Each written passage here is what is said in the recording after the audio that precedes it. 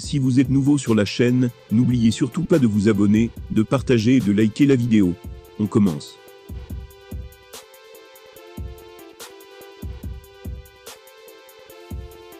L'ancien champion des poids légers de l'UFC, Khabib Nurmagomedov, a critiqué les médias. Il dénonce la façon dont ils décrivent les adversaires de son équipe, avant et après chaque combat. Le week-end dernier, Islam Makhachev était en tête d'affiche de l'UFC 281.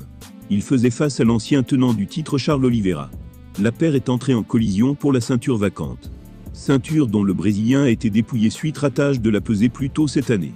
Avec le mentor et entraîneur Khabib dans son coin, une fois de plus, le Daghestan de 30 ans a achevé ce qu'il a longtemps qualifié de destin.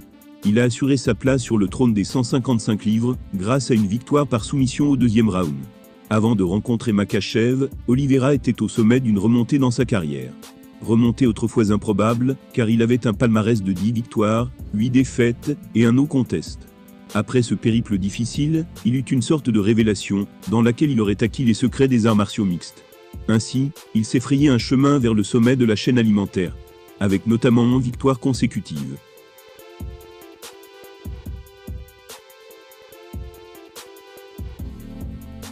Avant de récupérer la ceinture vacante en mai 2021, beaucoup qualifiaient même le Brésilien de GOAT. On le considérait comme le plus grand défi pour la légende qu'est Khabib. Dans cet esprit, la menace d'Oliveira a été introduite dans les discussions impliquant le poulain du Daguestanais. Mais malgré la forme, le talent et le règne récent d'Oliveira, Khabib a quelques préoccupations. Il craint qu'un changement qui s'est déjà produit ne refasse surface.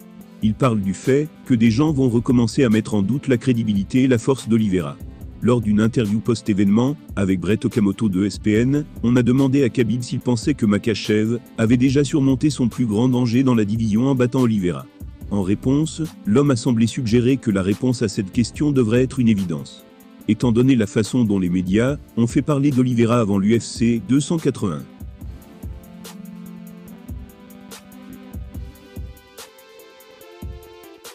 Le Daguestanais est ensuite revenu sur sa victoire de 2020 sur Justin Gaethje. Il a rappelé que beaucoup ont qualifié Gaethje d'être son test le plus difficile, avant d'abandonner l'idée une fois que Khabib l'avait confortablement soumis. The Eagle pense que le même changement narratif pourrait maintenant apparaître en ce qui concerne l'affichage dominant de Makhachev à l'UFC 281. Beaucoup cherchant à dévaluer le résultat en minimisant les compétences d'Oliveira. Par rapport à ça, il a déclaré « Frère, il y a quelques heures vous disiez que Charles allait finir mon gars. Maintenant qu'Islam l'a fini, vous me demandez si c'était son défi le plus difficile. Ma réponse est que c'était vraiment son plus gros défi. Quand c'était le moment de gloire de Charles Oliveira, le monde entier parlait de lui. Maintenant Islam facilite les choses, vous allez donc oublier Charles Oliveira. C'était la même chose avec Justin Gaethje. Quand je me suis battu avec lui, il était champion par intérim. Il venait de battre et de terminer la séquence de victoires de Tony Ferguson. Quand moi je l'ai facilement battu, tout le monde a dit qu'il n'était pas assez bon. Avec vous c'est toujours la même chose. En ce moment même, vous faites ça avec Makhachev. Le mec a mis fin à la séquence de 11 victoires consécutives d'Oliveira, mais ça ne vous suffit pas.